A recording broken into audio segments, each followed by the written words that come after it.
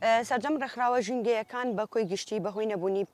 پاڵپشتی داراییەوە بەهۆی قەیرانی داراییەوە ئەزمێکی زۆر گەورەیان بۆ دروست بوو بەڵام لەگەڵ ئەمەشا ئەتوان بڵم سەرجەم ڕێکخراوە ژینگەیەکان لە کار و چالاکیەکانیان نەوەستاون ڕێکخراوی سروشتی کوردستان کە ئەو ڕێکخراوەی ئێمە هەموو کارەکەین تایدا و بەبێ پاڵپشتی دارایی وە لەسەر هێز و توانە و دارایی خۆمان ئێمە کارمان کردو ئەتوان بڵم بە سەدان چالاکیمان پێشکەش کردو و بەردەوامیشین لەسەر چالاکیەکانمان لەبەرەوەی هیچ چالاکێک نەوەستێت و هیچ شتێک بڕوا ناکەم ئێمە بوەستێنێت لە چالاکیەکانمان. سەڕای ئەوە ئێمە 4 پرۆژه یاسامان پێشکەش بە پارلەمانی کوردستان کردووە یەکێ لەو پرۆژه یاسایانە پرۆژه یاسای پەروەردەییە کاوانەی ژینگە ببێتەوانەیەکی سەرەکی وەک سەرجەم وانەکانی دیکە لە سەرجەم قۆناغەکانی خوێندنە.